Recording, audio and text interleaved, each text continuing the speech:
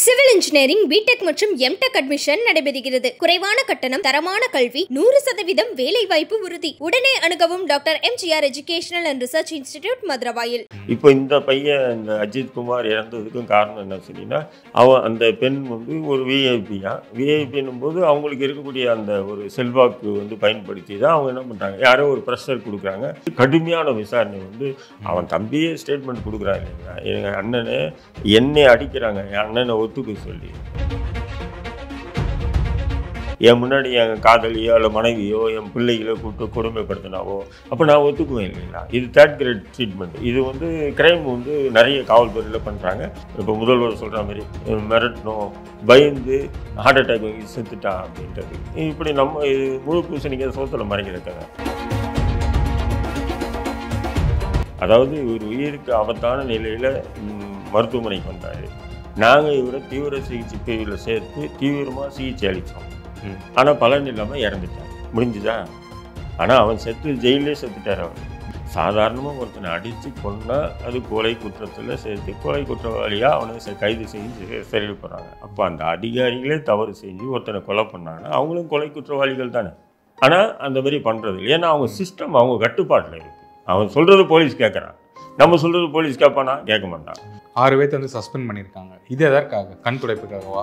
Suspend என்னங்க, suspend தற்காலிக இதெல்லாம் அவங்களுக்கு லெஃப்ட் ஹேண்டில் டீல் பண்ணிட்டு போயிட்டே இருப்பாங்க. சஸ்பெண்ட் எல்லாம் அது கண் துடைப்பு. மக்கள் என்ன பண்ணணும் சார்? என்ன பண்ண நீதி? ஏங்க நான் என்ன சொல்கிறேன், அவங்க அடித்து கொடுத்து சட்டம் உங்கள் கையில் எப்படி கொடுக்கப்பட்ட சட்டத்தை நீங்கள் கையில் எடுக்கக்கூடாது அரசு. இந்த யூடியூப்பே இல்லைன்னு சொன்னால் இந்த விஷயம் எப்போ தண்ணி ஊற்றி மூடிட்டு இருப்பாங்க. சன் டிவியில் ஏங்க விவாத பொருளாக நீங்கள் ஜெயராஜ் பினிஷுக்கு சன் டிவி எத்தனை விவாதம் நடத்தினீங்க? நடந்தது எப்படி நடத்துனீங்களா இல்லை? அப்போ நீங்கள் ஊடகங்கள் எல்லாம் நீங்கள் ஆளுங்கட்சிக்கு ஜால்ரா போடுறீங்கன்னா அப்போ அது உங்களுக்கு பேர் ஊடகம் இல்லை, அது வேறு எதுனா வச்சுக்கிட்டு. இதுக்கெல்லாம் என்ன தீர்வு? எது பண்ணுனா இதெல்லாம் நடக்காமல் இருக்கும்? காவல்துறை என்ன செஞ்சால் நடக்காமல் இருக்கும்? காவல்துறை ஒருத்தர் கட்டுப்பாட்டில் இருக்குது. குட்டி பகுதி மாரி அங்கங்கே மாவட்ட செயலாளர்களுடைய கட்டுப்பாட்டில் காவல்துறை போனதனுடைய விளைவு தான் இதெல்லாம். இந்த உளவுத்துறையை தமிழக அரசு ஒரு பொருட்டாக மதிக்கிறது. சீமான் கைது ஆவாரா இல்லையா, போலீஸ் ஸ்டேஷனில் ஆஜராவாரா இல்லையா, நடிகை சம்மந்தப்பட்டவர்கள் பரபரப்பு மாறிச்சே இல்லை. அப்போ ஆனால் இன்டெலிஜென்ஸ் சொல்லுது இது பண்ணாதீங்கன்னு. ஆனால் சென்னை கமிஷனர் பண்ணாது. இந்த மாறிடுச்சு. மீடியா ஃபோக்கஸ் ஃபுல்லாக இந்த திரும்பிச்சு இல்லை. இப்போ இது யாருக்கு கெட்ட பேர்? திமுகவுக்கு தான் கெட்ட பேர்.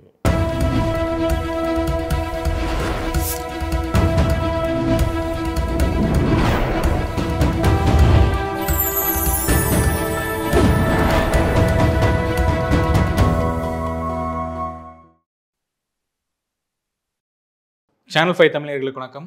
இன்றைய நேர்காணலில் நம்முடைய இணைந்திருப்பவர் இந்திய தேஸ் லீக்கின் தலைவர் திரு தடா ரஹீம் அவர்கள். வணக்கம் சார். வாங்க சார். சிவகங்கை மாவட்டம் திருப்புவனம் அந்த கிராமத்தில் ஒரு இளைஞரை போலீஸார் அடித்து கொலை, சிம்பிளாக சொல்லணும்னா ஒரு லாக்அப் டெத் நடந்திருக்கு. பெரிய பரபரப்பாக போயிட்டுருக்கு. இந்த சூழலில் இப்போது சமீபத்தில் முதல்வர் சொன்ன என்னென்னா, அந்த சமயத்தில் அவங்களுக்கு ஒரு பயத்தினால் மாரடைப்பு ஏற்படும், அதனால் சாவாங்க, இதை நீங்கள் மலிவு விலையான அரசியல் பண்ணாதீங்க அப்படின்லாம் சொல்கிறார். உங்களுடைய பார்வை என்ன சார் அதுக்கு? இல்லை, மலிவு விலை அரசியல் அப்படின்னு சொல்லி எதிர்கட்சிகள் இதை பார்த்தாங்கன்னு சொன்னால், சாத்தான்குளம் படுகொலை, அதாவது ஜெயராஜ் பினிக்ஸ் 2 பேரும் இதேமாரி லாக்அப் டேட்டில் தான் இறந்தாங்க, தந்தை மகன். அந்த விஷயத்துக்கு பார்த்திங்கன்னா முதல்வர், துணை முதல்வர், கனிமொழி உட்பட திமுகவில் இருக்கக்கூடிய முக்கிய தலைவர் எல்லாம் ஜஸ்டிஸ் ஃபார் ஜெயராஜ் பினிக்ஸின் அப்படின்னு சொல்லி போர்டு வச்சு இன்னைக்கு கூட இருக்குது, சோசியல் மீடியாவில் நீங்கள் பார்க்கலாம் அப்படின்னு சொல்லிட்டு அத்தனை மெயின் ஸ்ட்ரீம் மீடியாவும் சன் டிவி உட்பட என்ன விவாதம் திருப்பினாவே ஜெயராஜ் பினிக்ஸ் அப்படின்றவர். அதுக்கு நீங்கள் பண்ண போராட்டத்தினுடைய எதிர்வழி அந்த சம்மந்தப்பட்ட அதிகாரிகளுக்கு வழக்கு பதிவு செய்து கைது செய்து அவங்க இன்றைக்கி தண்டனை பெற்று வராங்கன்னும் போது ஒரு வகையில் சந்தோஷம்தான். இன்றைக்கி நீங்கள் அதே பார்வையில் தானே நீங்கள் இதை பார்க்கணும். அதாவது நீங்கள் முதல்வராக இருக்கீங்க, உங்கள் ஆட்சியின் கீழ் உங்கள் கட்டுப்பாட்டின் கீழ் காவல்துறை இருந்தாலும் தவறுன்னு ஏற்றுக்கிறது தானே ஒரு சிறந்த முதல்வனுடைய எடுத்துக்காட்டு. அதை விட்டு மலிவு விலை அரசியல் அப்படின்னு சொல்கிறீங்க. இப்போ நீங்கள் இந்த மலிவு விலை அரசியல்னு சொல்லிட்டு இந்த லாக்அப் டெத்தை நியாயப்படுத்திட்டீங்கன்னா, அன்றைக்கி ஆண்டுட்டு இருந்த அதிமுக நீங்கள் மலிவு விலை அரசியல் பண்ணுறீங்கன்னு சொல்லி எடப்பாடி பழனிசாமி அந்த வழக்கை அப்படியே விட்டு இருந்தாருன்னா இன்றைக்கி அதை நீட்டி கிடைச்சே இருக்காதா இல்லைங்க? நீங்கள் லாஜிக்காக பாருங்கள். லாஜிக்காக இன்றைக்கி வந்து மலிவு விலை அரசியல்னு சொல்லி இலகுவாக வந்து எதிர்கட்சிகளை வந்து திசை திருப்பி பார்க்குற முதல்வர் இல்லைங்களா? இப்போது வந்து இன்றைக்கி இந்த நிகழ்வு நடந்திருக்கு. இது ஒரு திருட்டு கேஸுன்னும் போது தெஃப்ட்டு கிரைம் அப்படின்னும் போதே பார்த்தீங்கன்னு சொன்னால் ஏற்கனவே பழைய குற்றவாளிகள் தான் கைது பண்ணி கொடுமையாக அடிப்பாங்க, கொடுமைப்படுத்துவாங்க. அதுக்கப்புறம் அவங்கக்கிட்டேருந்து ரெக்கவர் பண்ணுவாங்க ஜுவல்ஸ் இது எல்லாமே. ஆனால் இது வந்து பார்த்தீங்கன்னு சொன்னால் இந்த பையன் வந்து ஏற்கனவே ஒரு கோயிலில் ஒரு வாட்ச்மேனாக இருந்திருக்கா. இப்போ ஒரு பெண் வந்து புகார் கொடுக்குது. அந்த புகாரின் அடிப்படையில் தான் நீங்கள் காவல்துறை எஃப்ஐஆர் கூட போடல. புகாரின் அடிப்படையிலேயே நீங்கள் வந்து என்ன பண்ணுறீங்கன்னா இவனை கூட்டு போய் விசாரிக்கிறீங்க. விசாரிக்கணும் போது இவருடைய தம்பியும் கூட கூட்டு போயிருக்கீங்க. கூட்டு போய் கொடுமையாக தம்பியை தாக்குறீங்க. அண்ணன் நீ ஒத்துக்கடா உன் தம்பியை அடித்தே கொண்டுடுவோம், இல்லை ஒத்துக்க நீ அப்படின்னு சொல்லுவீங்க. ஒத்துக்கன்றது எடுத்தியான்னு கேட்கலாம். ஒத்துக்க அப்படின்னு சொன்னால் என்ன, அதில் ஒன்றும் புரியலையே நமக்கு. அப்போ வேறு என்ன மோட்டிவ்னஸ் இருக்குது இதில்? அந்த பெண் புகார் கொடுத்து நீங்கள் எஃப்ஐஆரை போடல, ஒரு சிஎஸ்ஆர் கூட போட்டு கொடுக்கல. அப்படி இருக்கும்போது ஒரு எஃப்ஐஆர் போட்டு அதன் பிறகு தான் அக்யூஸ்டை வந்து ரெக்கவர் பண்ணி சந்தேகத்தின் அடிப்படையில் அவன் ஏற்கனவே வந்து பார்த்திங்கன்னா ஒரு கிரைம் அக்யூஸ்டாக இருந்தேன்னா அவன் தான் எடுத்திருப்பான் அப்படின்னு கன்ஃபார்மாக தெரிஞ்சு அதனால் நாங்கள் வந்து அவன் மீது கொஞ்சம் கடுமையை காட்டுவோம்னு சொன்னால் லாஜிக்காக நம்ம எடுத்துக்கலான்னு வைங்க. ஆனால் அவன் ஃபஸ்ட் டைமாக நீங்கள் கூப்பிட்டு போகிறீங்கன்னு சொன்னால் இல்லை அந்த பெண்ணுடைய ஸ்டேட்மெண்ட்டு வலிமையாக இருக்குல்ல சார். நாங்கள் பேசும்போது அவங்க கொஞ்சம் முன்னுக்கு பின் முரணாக பேசினார், எங்கள்கிட்ட காசு கேட்டார் அப்படின்லாம் அவங்க கம்ப்ளைண்ட் கொடுக்குறாங்க. இல்லை நான் என்ன சொல்கிறேன், முன்னுக்கு பெண் முரணாக பேசினது காசு கேட்டாருன்னு சொல்கிற புரிதல் இருக்குல்ல தம்பி. இப்போ நீங்கள் பேசுவீங்கன்னு ஒரு மாதிரியாக பேசுவீங்க, நான் ஒரு மாதிரியாக பேசுவேன். உங்களுடைய பேச்சுக்கும் என்னுடைய பேச்சுக்கும் புரிதல்களே நிறைய மாற்றங்கள் வரும். அப்படி இருக்கும்போது என்னடா தான் மீது குற்றப்படியை சுமத்துறாங்களே அப்படின்றதுக்காக பதட்டப்பட வாய்ப்புகள் இருக்குது. இல்லைன்னு சொல்ல முடியாது, இல்லைன்னு சொல்லி நம்ம தவிர்க்க முடியாது இல்லை அந்த விஷயத்தை. ஏன்னா அவன் வந்து ஒரு கிரைம் அக்யூஸ்டாக இருந்தான்னா ஈஸியாக வந்து அவன் சந்தேகப்படாத அளவுக்கு பதில் சொல்லிட்டு இருப்பான். ஒரு யதார்த்தமாக வந்து ஒருத்தனை வந்து இப்போ நீங்களும் நானும் போயிட்டே இருக்கோம், ஒருத்தர் நிப்பாட்டு என் செயின் நீ தான் எடுத்த அப்படின்னு சொன்னால் நம்ம பதட்டம் எப்படி இருக்கும் கொஞ்சம் யோசனை பண்ணி பாருங்கள். நீங்கள் அந்த பையனே விட்டுருங்க, நம்மளே எடுத்துங்க. நம்ம மீது ஒருத்தர் திடீர்னு ஒருத்தர் குற்றச்சாட்டு வச்சுட்டாருன்னா நம்ம அந்த பதட்டத்தில் வந்து நம்ம என்ன பேசுகிறோன்னு தெரியாது. ஏன்னா நம்ம மீது இப்படி ஒரு குற்றச்சாட்டு வச்சிட்டாங்களா, அப்போது அதுக்கு நம்ம கவுண்டர் கொடுக்கணும்னு சொல்லிட்டு வார்த்தைகள் தடுமாற வாய்ப்புகள் இருக்குது. அதெல்லாம் வந்து குற்றத்துக்கு உண்டான ஆதாரமாக நம்ம ஏற்றுக்க முடியாது. அந்த முன்னுக்கு பின் பேசினார், அது பேசினார், இது பேசினார், புகார் கொடுத்தீங்க. புகார் வந்து நீங்கள் ஃபஸ்ட் டைம் அக்யூஸ்டு அவன் ஏற்கனவே தெஃப்ட்டு கேஸு கிரைம் கேஸு பண்ணலைன்னு சொன்னால் நீங்கள் அதை விசாரிக்க வேண்டிய முறை வந்து விசாரிச்சிருக்கணுமா இல்லையா, சரியான முறையில் விசாரிச்சிருக்கணுமா இல்லையா. அது எடுத்தோன்னே நீங்கள் வந்து என்ன பண்ணுறீங்க, டார்ச்சரில் வந்து நீங்கள் பண்ணது தான் இன்றைக்கி வந்து மரணத்தை அடித்தே கொண்டு இருக்கீங்க அப்படின்றது தான் இன்றைக்கி தமிழ்நாடே அப்படி தானே கொந்தளிச்சு போயிருக்கு. இப்போ இதுவரையிலும் தமிழ்நாட்டில் வந்து பார்த்தீங்கன்னு சொன்னால் நீங்கள் ஒரு 25 லாக்அப் டெத் நடந்திருக்கு திமுக ஆட்சி. நானும் அந்த டேட்டா பார்த்தேன், 24 சம்திங். அது வந்து உண்மையா? உண்மைதான். 21 இப்போ வரைக்கும் நடந்தது எல்லாமே. இதில் லாக்அப் டெத் மட்டும் இல்லாமல் சிறையில் நடந்தது சேர்த்து தான் அவங்க போட்டு இது பண்ணியிருக்காங்கன்னு வைங்களேன். சேர்த்து சிறையில் அதாவது லாக்அப் டெத் மொத்தம் தமிழ்நாடு சிறை மற்றும் லாக்அப் டெத் சேர்த்து தான் வந்து 25க்கு மேலே வந்து கொல்லப்படும். இதில் வந்து பார்த்தீங்கன்னு சொன்னால் நீங்கள் குறிப்பாக வந்து நம்ம பார்க்கணும்னு சொன்னால் 2022 சென்னை அயனாவரத்தில் நம்ம செக்ரட்டரி காவல் நிலையம், அயனாவரத்தில் செக்ரட்டரி காவல் நிலையம் இருக்குது. அங்கே வந்து ஆகாஷ் என்று ஒரு 21 வயசு பையனை வந்து அவன் வந்து குதிரை வண்டி ஓட்டுறவன். அவனை வந்து சந்தேகத்தின் பேரில் காவல்துறை பிடிச்சி போய் அடித்து அவன் செத்துட்டான். புரியுதுங்களா, செத்துட்டான். அப்போ அவன் சாகும்போது என்ன பண்ணாங்கன்னு சொன்னால் இதே தமிழக முதல்வர் சட்டமன்றத்தில் என்ன சொன்னாருன்னா, இல்லை மாரடைப்பால் இறந்துட்டார், இதை நீங்கள் அரசியலாக்கி திசை திருப்பாதீங்க இந்த வழக்கு அப்படின்னு சொல்லி சட்டமன்றத்தில் பேசினார். இப்போ சட்டமன்றத்தில் கடுமையான எதிர்ப்பு வரும்போது அடுத்த நாள் என்ன பண்ணுறாரு, அந்த பையனுக்கு 25 லட்சம் ரூபாய் நிதி உதவி கொடுக்குறாரு. அப்போ எதிர்கட்சி அதையே வந்து ஒரு ஆதாரமாக வச்சுக்கிட்டு நீங்களே சொல்கிறீங்க அவர் வந்து மாரடைப்பால் இறந்த ஒரு காவல் நிலையத்தை விசாரணையில் மாரடைப்பால் இறந்த ஒருத்தவனுக்கு 25 லட்சம் ஏயா கொடுக்குறேன்னு கேள்வி கேட்டதுக்கப்புறம் தான் திமுக வேறு முடியுது. அதன் பிறகு அடுத்த நாள் என்ன பண்ணுறாங்க, சஸ்பெண்ட் பண்ணுறாங்க. அதுக்கு அடுத்த நாள் என்ன பண்ணுறாங்க, 2-3 பேரை வந்து அந்த கொலை வழக்கை அவங்க மீது போடுறாங்க. ஏன்னு சொன்னால் ஹெல்மெட்டால் அடித்து கொண்ட ஆதாரங்களே இருந்தது. அப்போது முதல்வருக்கு தகவல் சொன்னது காவல்துறை தவறாக முதல்வருக்கு சொல்லியிருக்கணும். இல்லை காவல்துறை என்ன நடந்ததுன்னு அப்படியே சொல்லி ஆட்சிக்கு கெட்ட பேர் வரக்கூடாதுன்றதுக்காக முதல்வர் வந்து அவர் மூடி மறைச்சிருக்க வாய்ப்பு இருக்கா இல்லைங்களா? ரெண்டுத்துல எதெல்லாம் ஒன்று நடக்கும். ஒன்று காவல்துறை முதல்வருக்கு தவறான தகவல் கொடுத்துருக்கணும், இல்லை சரியான தகவல் கொடுத்துருந்து முதல்வர் மூடி மறைக்கிறதுக்காக ஆகாஷ் விஷயத்தில் அப்படி நடந்திருக்கணும். அந்த குதிரை வண்டி பையன் விஷயத்தில் இப்படி நடந்ததா இல்லையா? உங்கள் ஆட்சியில் தான் 22 நடந்தது, 29 22 நடந்தது. நடக்கும்போது அப்போ இதெல்லாம் நம்ம பொய்ன்னு சொல்லி நம்ம சொல்ல முடியாதுங்க. ஒரு சின்ன சந்தேகம் என்னன்னா, இப்போ அடித்து உயிர் போகிற அளவுக்கு பண்ணுறாங்க, துன்புறுத்துறாங்க அப்படிங்கும்போது அதுக்கான காரணம் என்ன? அந்த மோட்டிவ் என்ன? இப்போ அந்த குதிரை வண்டி ஓட்டுற பையனே வந்து அவ்வளோ தப்பு பண்ணியிருக்கான்னு எடுத்துக்கணுமா? இப்போ இங்கே இந்த கோயில் செக்யூரிட்டி வந்து அவ்வளோ தப்பு பண்ணுறாங்களா? எதுக்காக இவ்வளோ தாக்கல்? இல்லை, காவல்துறைக்கு வந்து எப்படின்னு சொன்னீங்கன்னா, இன்னைக்கு திமுக ஆட்சிக்கு வந்த பிறகு காவல்துறைக்கு எப்படி ஆயிடுச்சுன்னு சொன்னீங்கன்னா, ஒரு முதல்வருடைய கட்டுப்பாடில் காவல்துறை இல்லை. அங்கங்கே இருக்கக்கூடிய திமுக மாவட்ட செயலாளர் இருக்காங்க இல்லையா, குட்டி பகவதிகள், அவங்களுடைய கட்டுப்பாடில் தான் இருக்குது. இப்போ நீங்கள் வந்து அந்த மாவட்ட காவலர்கள், அந்த மாவட்ட செயலாளர், மாவட்ட செயலாளர் கட்டுப்பாடு. இப்போ திருச்சியில் நீங்கள் KN நேரு மீறி வந்து முதல்வரை நினைச்சாலும் யாரையும் எஸ்பியாக நியமிக்க முடியாது, காவல் நிலையத்தில் இன்ஸ்பெக்டராக நியமிக்க முடியாது, அதேமாதிரி ஏசியாக நியமிக்க முடியாது. இப்படி வந்து ஒரு சிஸ்டம் வந்து இன்னைக்கு தமிழ்நாடு முழுக்க வந்து மாவட்ட செயலாளருடைய கட்டுப்பாடு தான் காவல் நிலையம் இருக்குது. ஏங்க அசால்ட்டாங்க, நீங்கள் வந்து என்னை அடிச்சிடுறீங்க, நான் புகார் சொல்றதுக்கு போலீஸ் ஸ்டேஷன் போகிறேன், அடித்த நீங்கள் அங்கே இருக்கக்கூடிய கவுன்சிலரையோ அங்கே இருக்கக்கூடிய திமுகவினுடைய வட்ட செயலாளரோ அல்லது தொகுதி செயலாளரோ இல்லை மாவட்ட செயலாளரோ சந்திக்க போகிறீங்க. நீங்கள் அங்கே போய் அதாவது இப்படி நடந்துச்சு நீங்கள் சொல்கிறீங்க, நான் போய் காவல் நிலையத்தை புகார் கொடுக்குறேன். நான் புகார் எழுதிட்டே இருக்கும்போது ஃபோன் வருது, இந்த மாதிரி ஒரு பையன் இதுமாரி ஒரு பிரச்சனை இது வந்திருக்கான், ஆமாம் சரி, அதை அப்படியே கடப்பில் போடு. அப்போது என்ன ஆகுது, இந்த புகார் வந்து அந்த எழுதுனதோடு அப்படியே வச்சுட்டு அவனை கட்டி கழிக்கிறது. அப்போது இங்கே நீதி வந்து யார் தவறு செஞ்சவன் தப்பிச்சிடுறான், புரியுதுங்களா? அந்த தவறுக்கு அந்த பாதிக்கப்பட்ட நபர் வந்து நீதி கிடைக்காம அவளையே நிற்கிறான். இப்படி தான் நடக்குது இன்றைக்கி எல்லா இடத்துலையும். அப்படி தான் நடக்குது. சர்வசாம ஃபோன் பண்ணி இது ஏடிஎம்கே ஆட்சியில் இப்படி நடக்கலைன்னா ஏடிஎம்கே ஆட்சியில் இப்படி வந்து அரசியல்வாதிகள் குறுக்கீடு இருக்காது, சுதந்திரமாக காவல்துறையே செயல்படும்.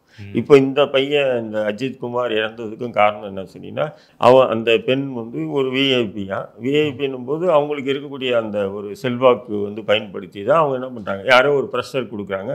ப்ரெஷர் கொடுக்குறது தான் எஃப்ஐஆர் கூட போடாமல் அவங்க வந்து அந்த விசாரணையை எடுத்துட்டு கடுமையான விசாரணை வந்து அவன் தம்பியே ஸ்டேட்மெண்ட் கொடுக்குறான் இல்லைங்களா, எங்கள் அண்ணனை என்னை அடிக்கிறாங்க, என் அண்ணனை ஒத்துக்க சொல்லி அப்படின்னு சொல்லி அவங்க தம்பி வந்து வீடியோவை பார்த்தேன். நான் பார்த்தீங்களா இல்லையா, வீடியோலாம் வந்துருக்கு, அந்த வீடியோ பார்த்தேன் நான் தம்பி. அப்போ வந்து இது எப்படின்னு சொன்னால், இது தேர்ட் கிரேட் ட்ரீட்மெண்ட்டுன்னுவாங்க. இதுக்கு எப்படின்னு சொன்னீங்கன்னா, இப்போ நான் தப்பு பண்ணேன்னா என்னை எவ்வளோதான் அடித்தாலும் நான் வந்து சொல்ல மாட்டேன். அதனால என்னுடைய அம்மாவை வந்து என் முன்னாடி என் அம்மாவை கொடுமைப்படுத்தினாலோ, என் முன்னாடி என் காதலியோ இல்லை மனைவியோ என் பிள்ளைகளோ கூப்பிட்டு கொடுமைப்படுத்தினாவோ அப்போ நான் ஒத்துக்குவேன் இல்லைங்களா. இது தேர்ட் கிரேட் ட்ரீட்மெண்ட். இது வந்து கிரைம் வந்து நிறைய காவல்துறையில் பண்ணுறாங்க. அது குறிப்பாக 100% கிரைம் போலீஸும் இப்படி கையெடுக்குதுன்னு சொல்ல முடியாது, ஒரு 25% இப்படி எடுக்கிறாங்க, கையில் எடுத்து இந்த ட்ரீட்மெண்ட் கொடுக்குறாங்க. அந்த மாதிரி ட்ரீட்மெண்ட்டு இவன் விஷயத்தில் கொடுத்துருக்காங்க, புரியுதுங்களா.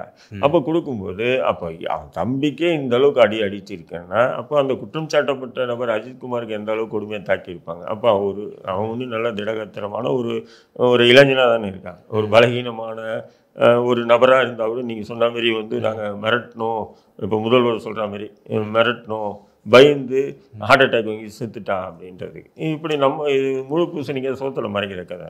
ஏன்னு சொன்னீங்கன்னா பெரும்பாலும் என்ன ஆகுதுன்னா, இன்றைக்கி வந்து இப்போ பயந்து செத்தாங்க இறந்தாங்க அப்படின்னு எடுத்துட்டாங்க கூட அந்த அளவுக்கு அவங்க பயமுறுத்திருக்காங்கன்னு எடுத்துக்கணும்ல நம்ம. இல்லை அப்படியெல்லாம் அதாவது ஒருத்தனை பயமுறுத்தி யாருமே சாக மாட்டாங்க. நீங்கள் ஒன்று மட்டும் புரிஞ்சுங்க, யாரையுமே பயமுறுத்தி சாக முடியாதுன்றது தான் யதார்த்தம். இப்போ உதாரணத்துக்கு பார்த்தீங்கன்னா 98 அப்போ திமுக ஆட்சி தான். 98 வந்து ஜெயிலில் பாக்ஸர் வடிவேலுன்னு நல்லா திடகத்திரமான ஆள். அந்த ஆள் வந்து நான் அப்போ சிறையில் இருக்கேன், என் கண்ணுக்கு முன்னாடி அந்த சிபி பிளாக்கு அவர் கூப்பிட்டு போகிறாங்க. அன்றைக்கி நைட்டு வச்சு ஃபுல்லாக அடிக்கிறாங்க, முதுகுலெல்லாம் பிளேடு போடுறாங்க, பிளேடு போட்டு மிளகாத்தூள் போடுறாங்க. அவரை டார்ச்சர் பண்ணாங்க, சிறையில் டார்ச்சர் பண்ணுறாங்க. அதன் பிறகு வந்து என்னடா நீ இவ்வளோ பண்ணி கூட உடம்பு இப்படி இருக்க உனக்குன்னு சொல்லிட்டு இந்த பவுட்ரு கஞ்சாலாம் தண்ணியில் கலந்து அவர் குடிக்க வைக்கிறாங்க. ஆனால் அந்த குடித்த ஸ்பாட்லேயே அந்த ஆள் வாந்தி எடுத்து ஸ்பாட்லேயே காலி இறந்துடுறாரு, ஜெயிலே இறந்துடுறாரு. இது 98 நடந்தது. ஜெயில் கலவரம் நீங்கள் பார்த்துருப்பீங்க. ஜெயில் கலவரம் அதனால தான் உருவாகுது. இறந்துட்டார். அப்போ உடனே அவங்க என்ன பண்ணுறாங்க, இறந்துட்டோன்னா என்னடா இறந்துட்டாருன்னு சொல்லிட்டு உடனே போலீஸுக்கு இன்ஃபார்ம் பண்ணுறாங்க. போலீஸ் வந்து என்ன பண்ணணும், நீங்கள் தான் சாகடிச்சின்னு சொல்லி எஃப்ஐஆரை வந்து அந்த அதிகாரி மீது வந்து கைது பண்ணி அவங்கள ஜெயிலில் கைது பண்ணி வழக்கு அப்படி கொண்டு போயிருந்தோம். ஆனால் அவங்க என்ன சொல்கிறாங்க, போலீஸ் வந்து சிறைத்துறை என்ன சொல்கிறதோ அப்படியே கேட்டுக்கிட்டு இதேமாரி கூப்பிட்டு வந்தோம், இதேமாரி ஹார்ட் அட்டாக் வந்து இறந்துட்டார் இவர் அப்படின்னு சொல்லி எஃப்ஐஆர் அவங்க அப்படியே எழுதுகிறாங்க. யார்? போலீஸ். இப்போ இவரை கூப்பிட்டுட்டு மருத்துவமனைக்கு போகிறாங்க.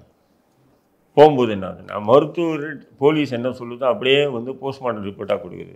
அதாவது இவர் உயிருக்கு ஆபத்தான நிலையில் மருத்துவமனைக்கு வந்தார். நாங்கள் இவரை தீவிர சிகிச்சை பிரிவில் சேர்த்து தீவிரமாக சிகிச்சை அளித்தோம். ஆனால் பலன் இல்லாமல் இறந்துட்டார். முடிஞ்சுதா? ஆனால் அவன் ஜெயிலே செத்துட்டார் அவர். ஆனால் ஹாஸ்பிட்டலில் செத்தார். எப்படி? மாரடைப்பு வந்தது, நாங்கள் இப்போ சிகிச்சை அளித்தோம், இறந்துட்டார். இப்போ போஸ்ட்மார்ட்டம் ரிப்போர்ட்டு, போலீஸுடைய எஃப்ஐஆர், சிறைத்துறை அதிகாரிகளுடைய கன்ஃபர்மேஷன் ஸ்டேட்மெண்ட்டு, இதெல்லாம் பார்த்து மேஜிஸ்ட்ரேட் என்ன சொல்கிறாருன்னா, அது வந்து கஸ்டோடியல் டெத் இல்லை. அது எப்படி? அது கஸ்டோடியல் டெத் இல்லை. மேஜிஸ்ட்ரேட் என்ன பண்ணுவார், போஸ்ட்மார்ட்டம் தான் முதல்ல பார்ப்பாங்க. இப்போ நீங்கள் கூட இதில் நம்ம ஸ்ரீமதின்ற அந்த பெண் இது கூட கொலைன்னு சொல்லிட்டு தான் நம்மளுடைய இது. ஆனால் அது தற்கொலை அப்படின்னு சொல்லி எஃப்ஐஆர் எப்படி போட்டாங்களோ போஸ்ட்மார்ட்டம் ரிப்போர்ட்டும் அப்படி வந்தது. நீதிமன்றம் போஸ்ட்மார்ட்டம் ரிப்போர்ட் வச்சு தானே தீர்ப்பே சொல்கிறாங்க. புரியுதுங்களா? அப்போ அந்த பாக்ஸர் வடிவேல் விஷயத்துக்கு அது வந்து அவர் மாரடைப்பு வந்து இறந்தது தான். ஏன்னா போஸ்ட்மார்ட்டம் ரிப்போர்ட் கொடுத்துட்டாங்க. அப்போ மேஜிஸ்ட்ரேட்டும் அந்த மாதிரி ஒரு தீர்ப்பு சொல்லிடுறேன், வேலை முடிஞ்சிச்சு இல்லைங்களா? அப்போது நம்ம கண்ணுக்கு முன்னாடி இப்போது சாதாரணமாக ஒருத்தனை அடித்து கொன்னால் அது கொலை குற்றத்தில் சேர்த்து கொலை குற்றவாளியாக அவனை கைது செஞ்சு சிறையில் போகிறாங்க. அப்போ அந்த அதிகாரிகளே தவறு செஞ்சு ஒருத்தனை கொலை பண்ணாங்கன்னா அவங்களும் கொலை குற்றவாளிகள் தானே. ஆனால் அந்த மாதிரி பண்ணுறது இல்லை. ஏன்னா அவங்க சிஸ்டம் அவங்க கட்டுப்பாட்டில் இருக்குது. அவன் சொல்கிறது போலீஸ் கேட்குறான், நம்ம சொல்கிறது போலீஸ் கேட்பானா? கேட்க மாட்டான். போலீஸ் சொன்னது மருத்துவத்துறை கேட்குது, மருத்துவத்துறை சொல்கிறத நீதித்துறை கேட்குது. இது எல்லாமே சிஸ்டம். இது 6 பேர்த்து வந்து சஸ்பெண்ட் பண்ணியிருக்காங்க. இது எதற்காக? கண் துடைப்புக்காகவா? சஸ்பெண்ட் என்னங்க சஸ்பெண்ட் தற்காலிக பண்ணி இதெல்லாம் வந்து அவங்களுக்கு வந்து லெஃப்ட் ஹேண்டில் டீல் பண்ணிட்டு போயிட்டே இருப்பாங்க. இது வந்து யாருன்னா ஒரு அரசியல்வாதிக்கிட்ட போயிட்டு இந்த சஸ்பென்ஸை ரத்து பண்ணுங்கன்னு சொன்னால் அவர் உடனே ஒரு ஃபோன் பண்ணுவார். அந்த சம்மந்தப்பட்ட துறை வந்து நம்ம ரத்து பண்ணிட்டு போயிட்டே இருப்பாங்க. சஸ்பெண்ட் எல்லாம் வந்து அது கண்துடைப்பு. மக்கள் என்ன பண்ணணும்? என்ன பண்ண நீதி? ஏங்க நான் என்ன சொல்கிறேன், அவங்க அந்த 6 பேரையும் கைது பண்ணி கொலை வழக்கு போடணுன்ட்டு நான் இப்போ முன்னாடி ஐபிசி செக்ஷன் இருக்குது, இப்போ பிஎன்எஸ்ன்னு இருக்குது. பிஎன்எஸ்ன்னு அடிப்படையில் அது அந்த செக்ஷனு அந்த அடிப்படையில் அவர் கைது பண்ணி சிறையில் வைக்கணும். சிறையில் வச்சா தான் இதுக்கு உண்டான நீதி நியாயம்.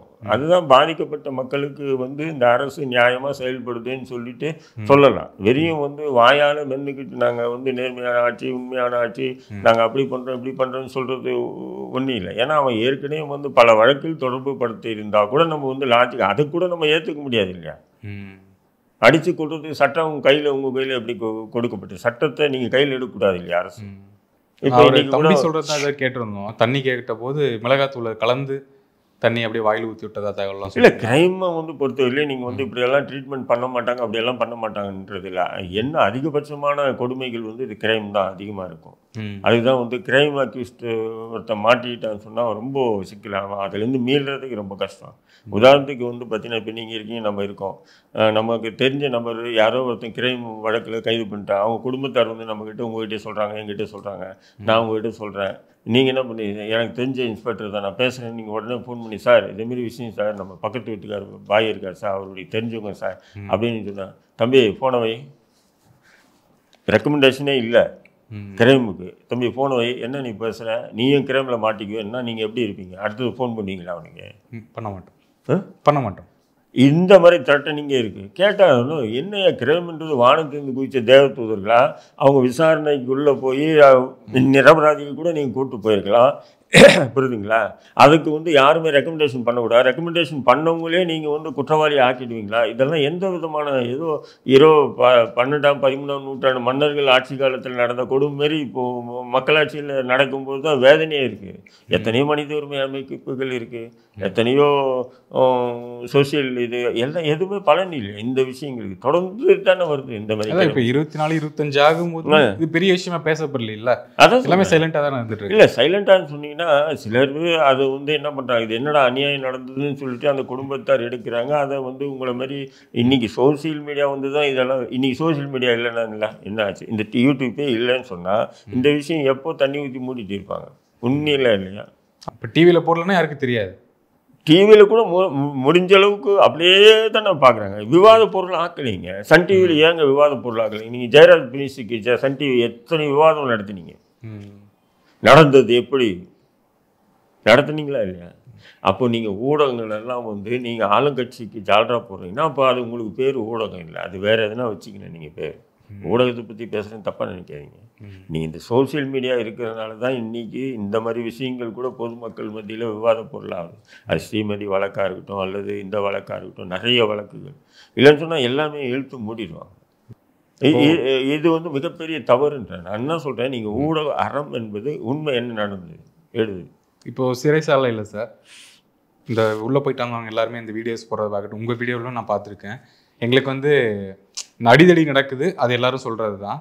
அதையும் தாண்டி எங்களை கொடுமைப்படுத்துகிறாங்க, இந்த ஓரின சேர்க்கை கூப்பிடுறாங்க, கட்டாயப்படுத்துகிறாங்க, அந்த மாதிரிலாம் நிறைய பேர் சொல்கிறாங்கல்ல, இப்பவும் நடந்துகிட்டு இருக்கா? இல்லை, அந்த ஒருணை சேர்க்கைன்றதெல்லாம் நான் லாஜிக்காக ஏற்றுக்க மாட்டேன். நான் ஒரு 18-20 வருஷம் இருந்திருக்கேன் நான் சிறையில். எப்பவுமே ஓரினை சேர்க்கையை வந்து சிறைத்துறை அனுமதிச்சே இல்லை.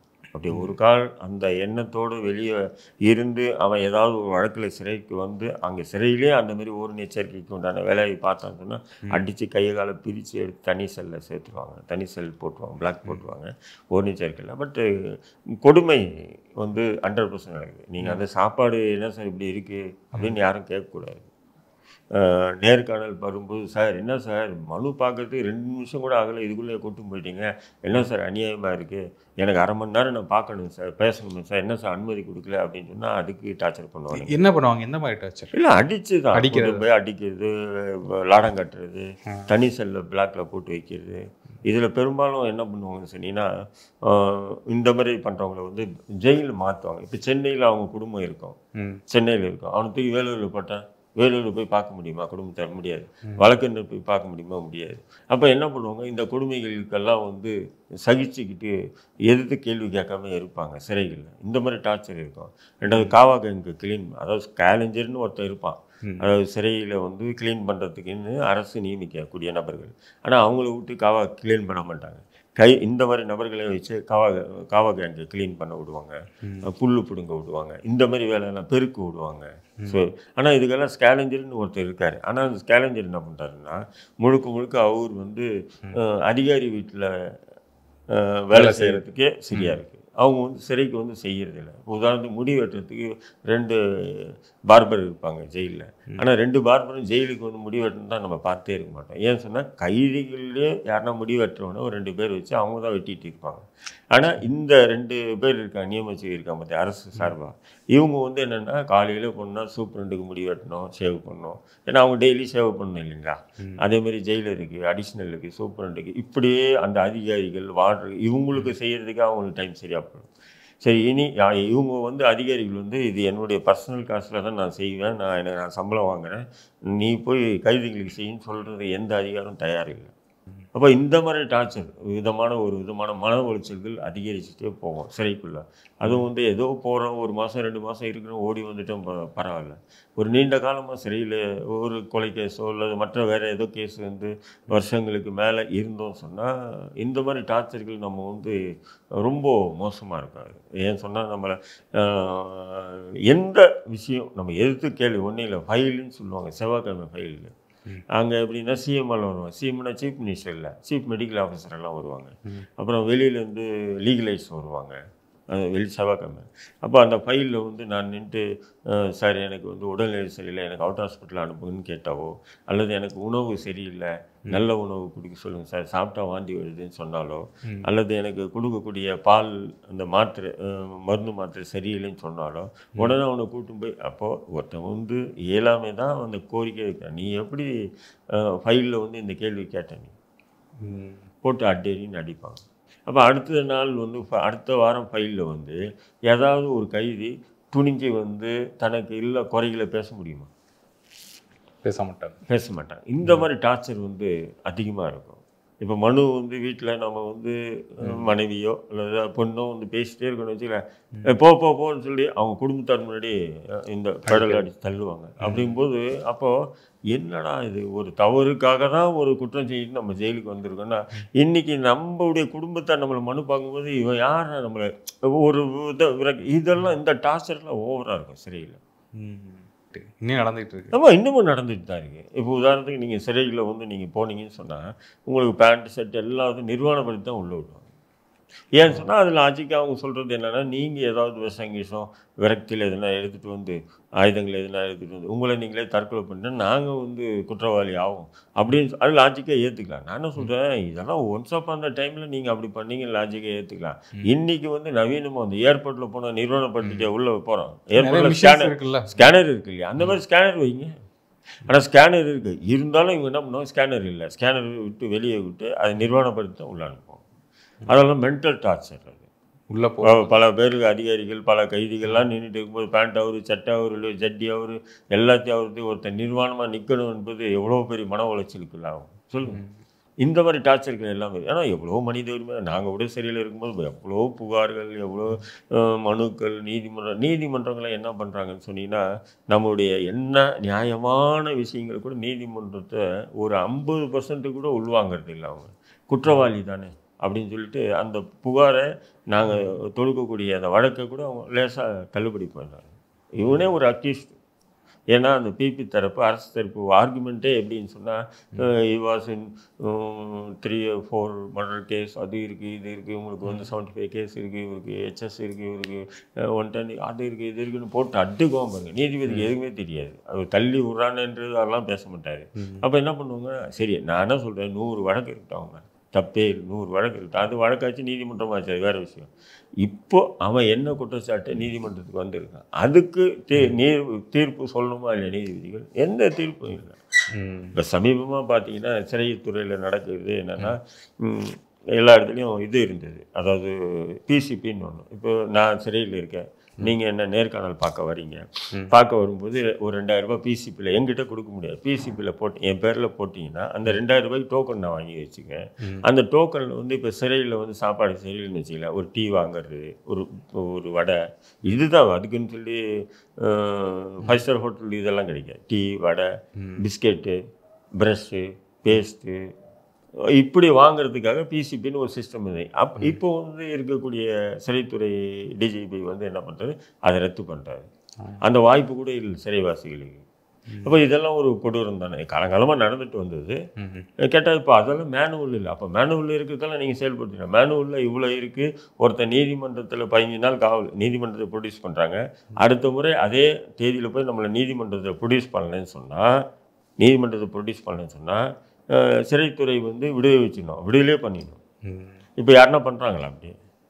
அப்படி இல்லைனாலும் வீடியோ கான்ஃபரன்ஸ் மூலிமா கூட்டும் போகிறாங்க, இல்லைன்னு சொன்னால் அந்த வாரண்ட் அனுப்பி விட்டு எக்ஸ்டெண்ட் பண்ண வாங்கிட்டு வராங்க, இப்படியெல்லாம் பண்ணுறாங்க. இதெல்லாம் சிறை விதிக்கு இருக்கா? இல்லை, மேனுவலில் இல்லை. ஆனால் மேனுவலில் இருக்கிறது செயல் பண்ணணும்னா அவனை விட்டுடணும்.